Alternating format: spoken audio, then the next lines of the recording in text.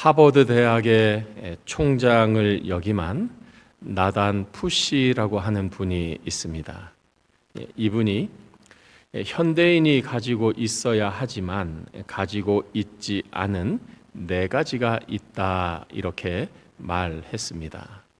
그 가지고 있어야 할 네 가지는 무엇인가? 그런데 가지고 있지 않은 네 가지는 무엇인가? 첫째, 현대인은 흔들 수 있는 깃발이 없다라고 했습니다. 흔들 수 있는 깃발이란 무엇인가?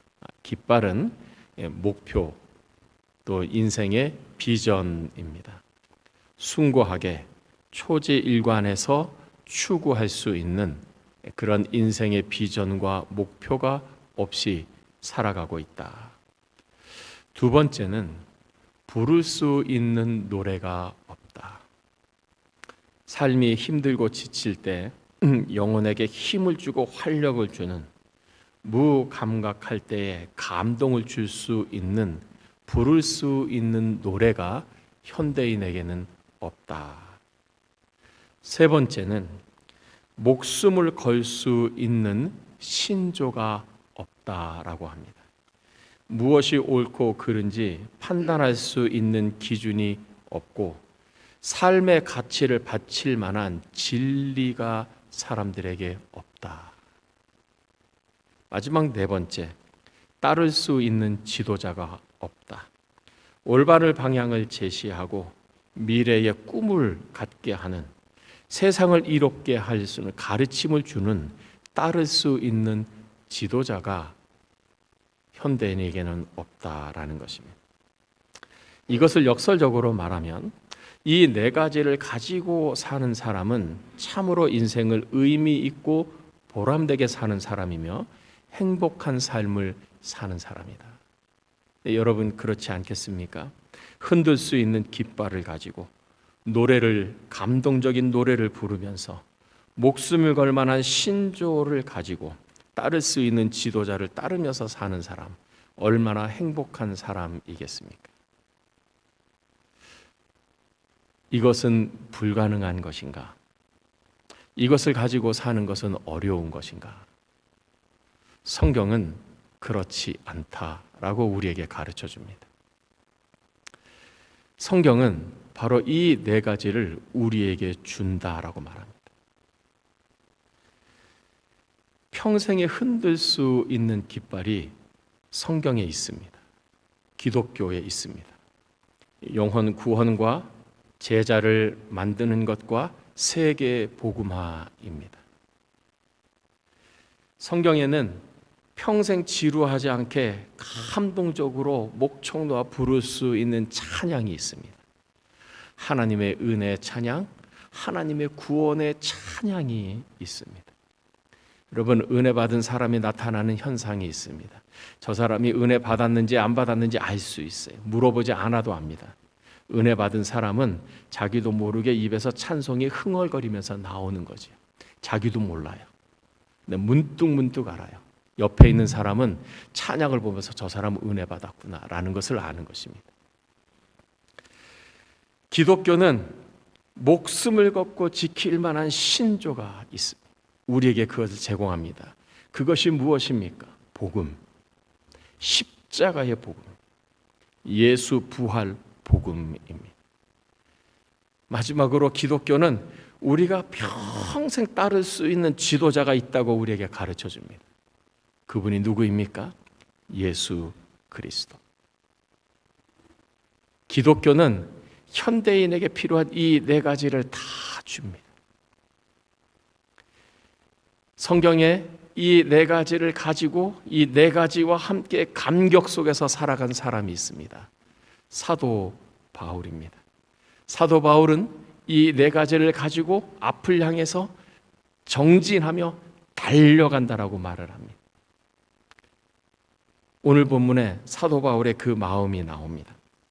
1절을 한번 보시면, 이러므로 그리스도 예수의 일로 너희 이방인을 위하여 갇힌 자 된 나 바울이 말하거니와. 그리스도 예수의 일로 너희 이방인을 위하여 갇힌 자 된 나 바울이 말한다. 바울은 자신을 말할 때 나는 그리스도 예수의 일을 하는 사람입니다라고 말을 합니다. 근데 그리스도 예수의 일을 하다가 감옥에 갇혔어요. 그리스도 예수의 일이란 무엇인가? 그리스도 예수를 위한 일이면서 그리스도 예수께서 맡기신 일입니다.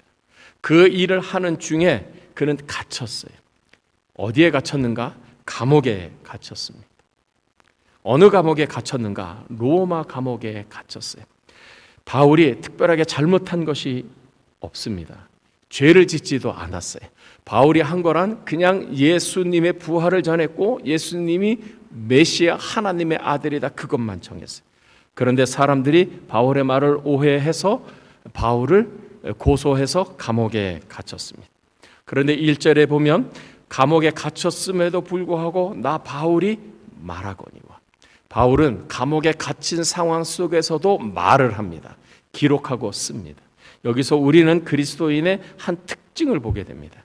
그리스도인이란 상황과 환경에 얽매이는 사람이 아닙니다. 그리스도인은 환경을 초월해서 일하는 사람입니다. 바울은 로마 감옥에 갇혔지만 상황이 갇혀 있는 상황이지만 그 상황에서 그의 영혼은 갇히지 않았고 그는 그리스도 예수를 위해 일을 했습니다. 여기에 그리스도인의 놀라운 특징인 것입니다. 여러분, 때로는 우리가 상황과 환경과 형편 때문에 우리의 마음이 갇힌 것 같은 답답함을 느낄 때가 있습니다. 그럼에도 불구하고 우리는 그 환경을 초월해서 그리스도 예수의 일을 하는 사람들입니다. 우리는 환경이 중요하다는 사실을 알지만 그러나 결코 환경에 영향을 받지 않아요. 우리는 환경에 지배를 당하지 않습니다. 환경보다 더 크신 하나님이 우리와 함께 하심을 믿기 때문입니다. 바울이 이 로마 감옥에 갇힌 상황 속에서도 그리스도 예수의 일을 했는데 그 그리스도 예수의 일은 무엇인가? 그것은 그리스도의 비밀이고 6절에 그리스도 예수의 일을 이렇게 가르쳐 줍니다. 이는 이방인들이 복음으로 말미암아 그리스도 예수 안에서 함께 상속자가 되고 함께 지체가 되고 함께 약속에 참여하는 자가 됩니다.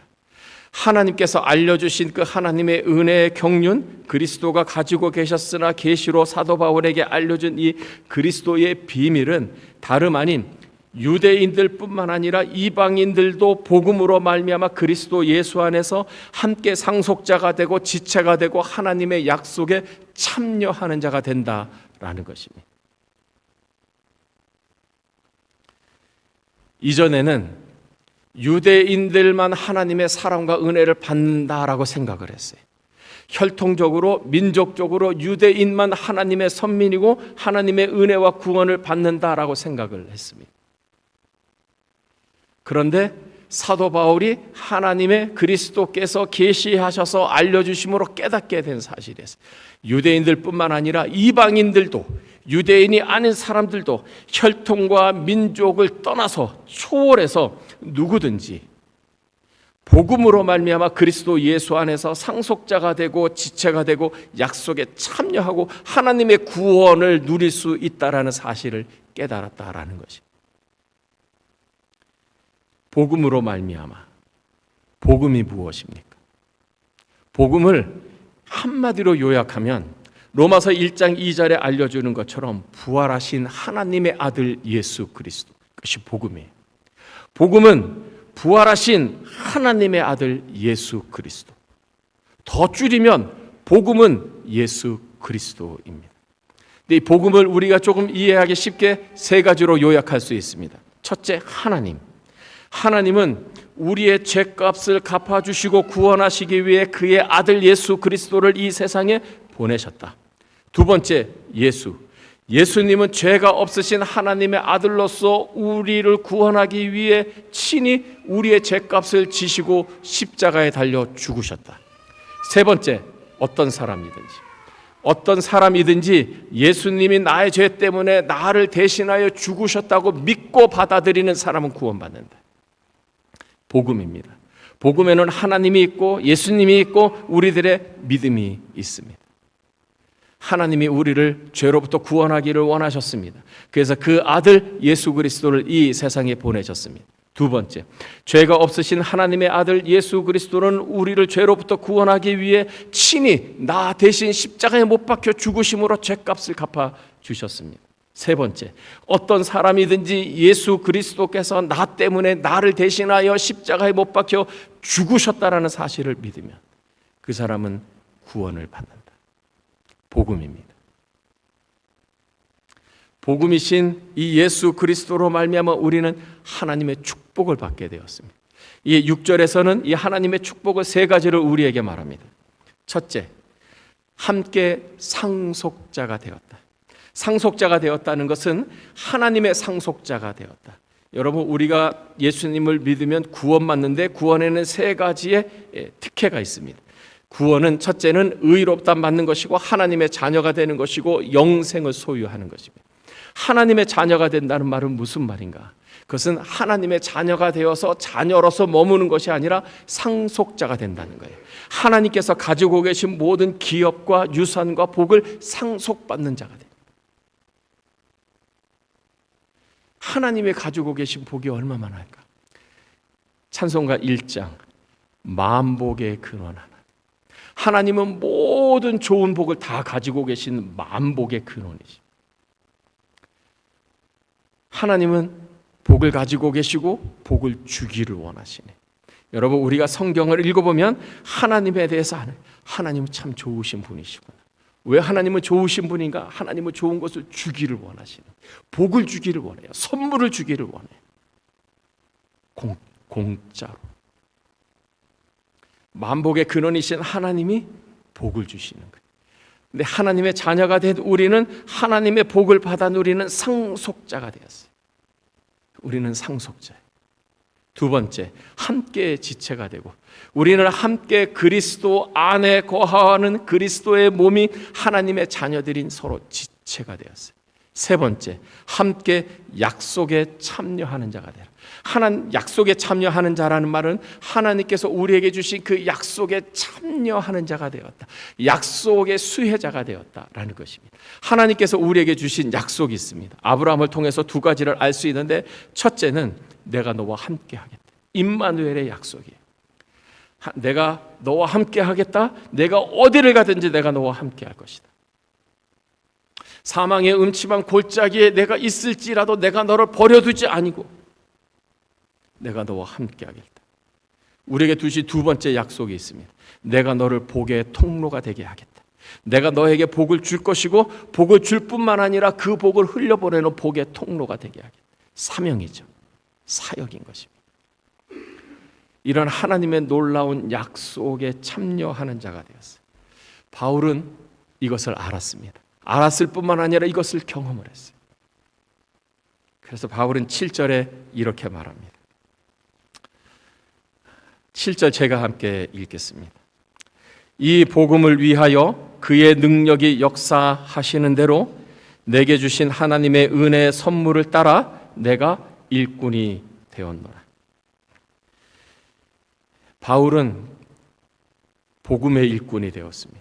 그리스도의 일꾼이 되었고 하나님의 일꾼이 되었습니다. 내가 일꾼이 되었노라. 이 말은 내가 일꾼이 된 것처럼 너희도 일꾼이 되기를 원한다라는 말씀이에요. 우리는 무엇을 해야 하는가?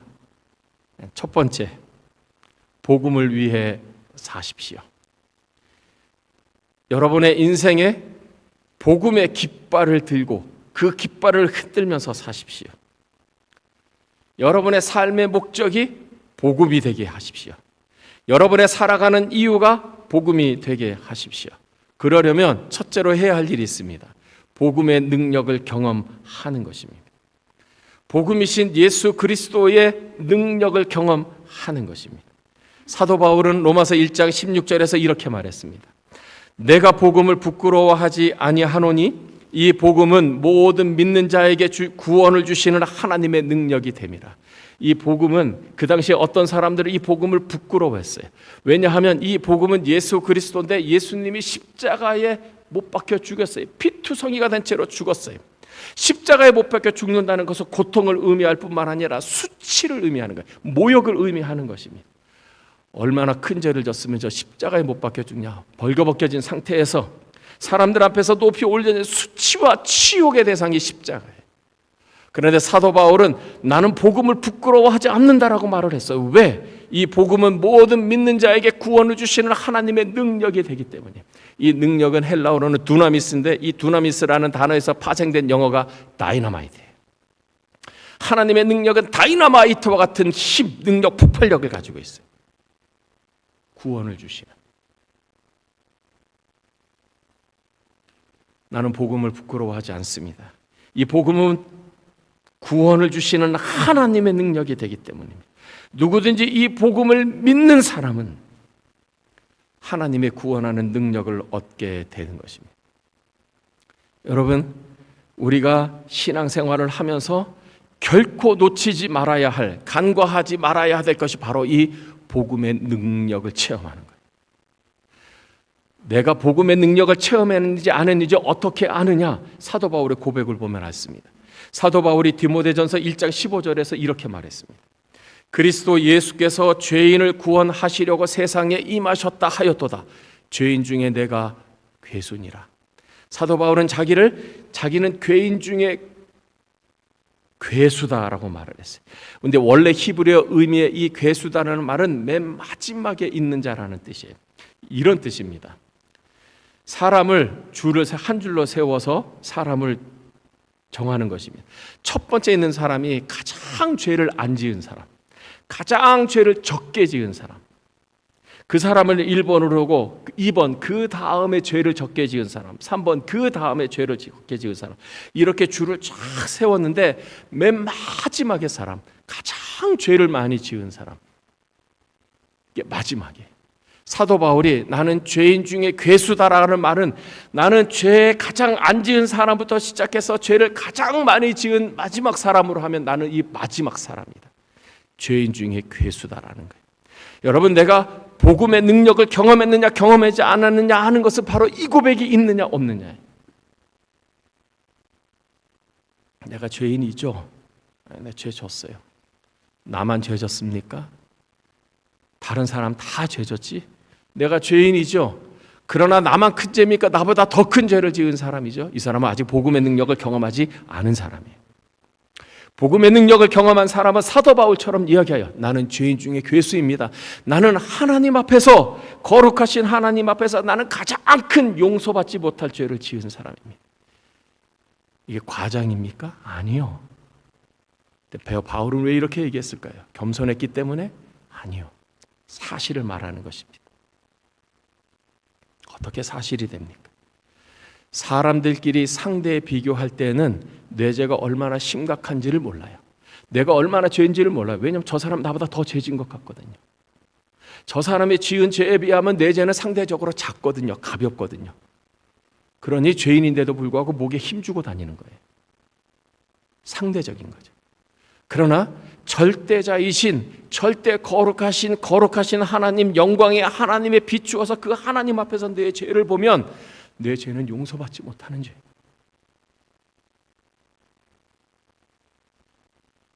나는 죄인 중에 괴수라는 고백이 나오는 거예요. 복음의 능력을 아는 사람은 그 거룩하신 하나님, 영광의 하나님 앞에서 나를 보는 거예요.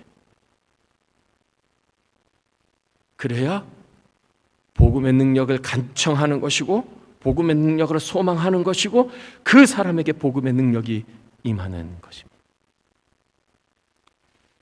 여러분 모두가 다 예수 그리스도의 복음의 능력을 경험하시기를 주님의 이름으로 축복합니다. 왜 오늘날 교회가 힘이 없는가? 왜 교회는 많고 교인들은 많은데 왜 교회 거룩의 능력이 없는가? 바로 여기부터 시작이 잘못됐기 때문에 그래요. 죄인됨을 가르치고 죄인됨을 경험해야 돼. 그래야 참다운 겸손함이 나도록 것입니다. 죄인이 무슨 할 말이 많겠어요.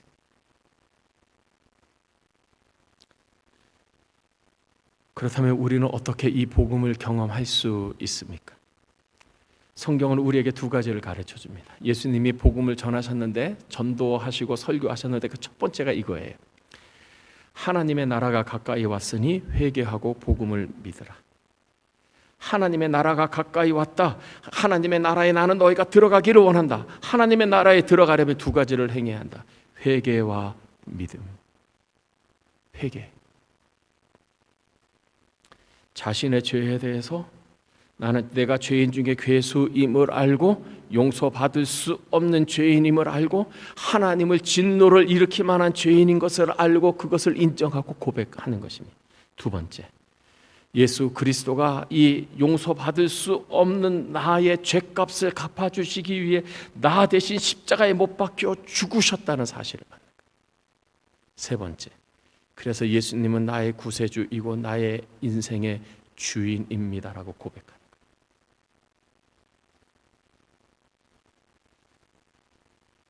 심각한 질문, 그러하기에 꼭 대답해야 될 질문을 하나 드리겠습니다.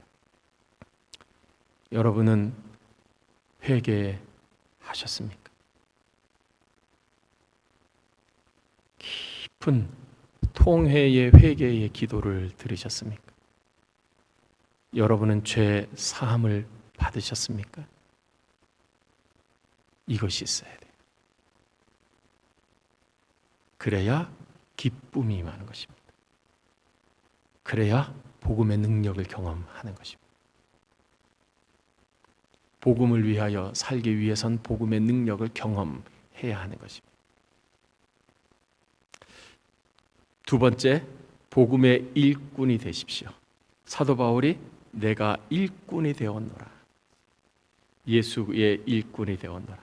근데 골로새서에 보면 사도 바울은 자기는 두 종류의 일꾼이라고 말합니다. 첫째는 복음의 일꾼, 복음을 전하는 전도자의 일꾼이 되는 거죠.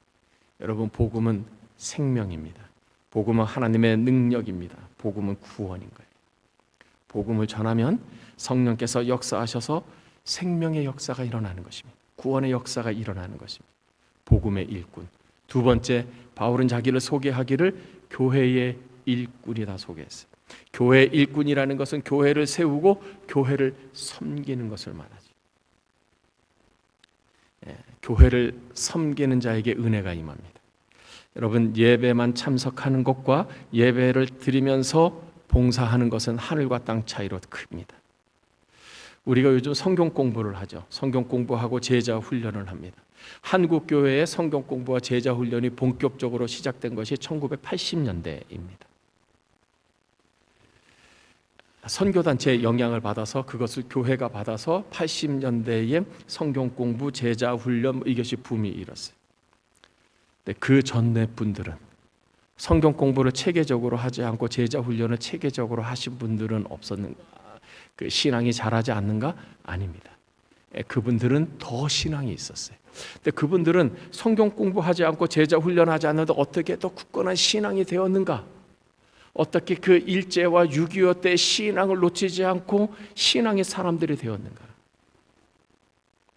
한국 교회 사가들이 공통적으로 말하는 것이 있습니다. 이분들은 교회 봉사를 했어요. 교회가 어려울 때 교회를 위해서 충성하고 봉사했습니다. 장마가 졌을 때 교회 물난리가 날 때 이분들은 자기 집에 물난리 난 거 둘째 치고 교회에 와서 교회에서 물 퍼냈어요. 교회가 건축을 해야 될 때 일들을 십시일반 모아서 벽돌을 친히 나르고 보루꾸를 나르고 교회를 지었어요. 봉사하는 자에게 주시는 은혜입니다. 여러분, 예배를 드리는 것도 귀한데 신앙에 성장하기 위해서는 봉사를 해야 하는 것입니다. 두 번째, 큰 두 번째, 우리는 무엇을 해야 하는가? 그리스도의 능력이 역사하시는 사람이 되십시오. 그리스도의 능력이 역사하는 사람. 여러분, 말만 들어도 얼마나 감격스럽고 얼마나 가슴이 벅찹니까? 나를 통해서 그리스도의 능력이 나타나는 거예요. 어떻게 하면 우리는 나를 통해서 그리스도의 능력이 나타나는 사람이 될 수 있을까요? 성경은 한 방법을 가르쳐 줍니다. 그리스도 안에 있으면 됩니다. 그리스도와 연합하면 되는 것이. 바울이 쓴 서신을 바울 서신이라고 하는데, 이 바울 서신 중, 이 에베소서 바울 서신 중에 하나입니다. 바울이 쓴 그 편지 중에 가장 중요한 신학적 주제 가운데 하나가 엔토 크리스도, 그리스도 안에서, 그리스도 안에 있어야 하는 것이, 즉 그리스도 안에 머물러야 하는 것이고 그리스도와 연합해야 하는 것이. 예수님은 요한복음 15장에서 포도나무와 가지를 통해서 그리스도에게 붙어 있어야 되는 것의 중요성을 이렇게 말씀하셨어요. 나는 포도나무고 너희는 가지다. 너희가 내게 붙어 있으면 열매를 많이 맺지만 너희가 나를 떠나서는 아무것도 할 수 없느니라. 우리가 어떻게 우리를 통해서 그리스도의 능력이 나타나는 수 있습니까? 그리스도에게 붙어 있으면 됩니다. 포도나무 가지가 포도나무에 붙어 있을 때 이 가지에 포도 열매가 맺혀지는 것처럼 우리가 그리스도에게 붙어 있을 때 우리를 통하여 그리스도의 능력이 나타나는 거예요. 그러니까 그리스도와의 연합이에요. 그럼 우리는 어떻게 그리스도와 연합할 수 있을까요? 우리는 어떻게 나를 통해서 그리스도의 능력이 나타나는 사람이 될까요? 그것은 바로 기도입니다. 여호와를 앙망하는 자는 새 힘을 얻으리니, 여호와를 앙망하는 자, 여호와를 소망하는 자, 여호와를 갈망하는 자는 새 힘을 얻어요. 어떻게 하나님을 갈망할 수 있지요? 어떻게 하나님의 은혜와 능력을 갈망할 수 있죠? 간단하죠. 기도. 하나님은 전심으로 자기에게 향하는 자를 위하여 능력을 베푸시나니, 하나님의 능력을 베푸라. 기도입니다. 하나님의 능력은 무엇입니까? 하나님의 능력은 생명력이지요. 하나님의 능력은 살리는 능력이죠. 하나님의 능력은 회복시키는 능력이죠. 하나님의 능력은 고치는 능력이죠. 어떤 사람이 그의 영혼이 죽어가고 마음이 피폐해졌어요. 여러분이 기도했더니 그 영혼이 살아났어요. 그 영혼이 힘을 얻었어요. 성령의 능력, 하나님의 능력인 것이죠. 우리는 어떻게 하나님의 능력을 전하는 통로가 돼요? 기도. 하나님께서 교회를 설명하시고 성전을 설명할 때 이렇게 말씀하셨잖아요. 내 집은 만민이 기도하는 집이라. 여러분, 우리 교회 성도들이 기도하는 성도들이 되기를 축복합니다. 저는 우리 교회가 기도를 많이 하고 기도에 강한 교회가 되기를 바라요. 디모데서에 보면 이렇게 권면합니다. 남자들이 거룩한 손을 들고 기도하기를. 우리 남선교회 성도들이, 회원들이 거룩한 손을 들고 기도하는 남선교회가 되기를 축복합니다. 우리 여선교회가 손을 들고 기도하는 여선교회가 되기를 바랍니다. 그러면 여러분, 남선교회, 여선교회 분위기가 달라질 거예요. 우리의 가족 모임이 기도하는 가족 모임이 되기를 원합니다. 기도하는 사람에게, 기도하는 모임에 하나님이 함께 하시기 때문에. 세 번째, 하나님의 은혜의 선물을 따라 사십시오. 은혜의 선물. 저는 이 은혜라는 말이 나오고 선물이라는 말이 나올 때마다 참 좋습니다. 하나님은 참 좋으신 분이구나. 하나님은 은혜의 선물을 주세요. 은혜를 다른 말로 하면 공짜로, 값없이. 하나님이 우리에게 선물은 좋은 거잖아요. 우리에게 좋은 선물을 주시는데 공짜로, 값없이. 저 좀 주세요. 그러면 주는 거예요. 제가 이제 목 때문에 가끔 사탕을 이렇게 먹는데, 이제 주일학교에서 어떤 아이들이 보면 제가 사탕 먹는 걸 보면서 저한테 목사님 주세요 이러는 애가 있어요. 그럼 주는 거예요.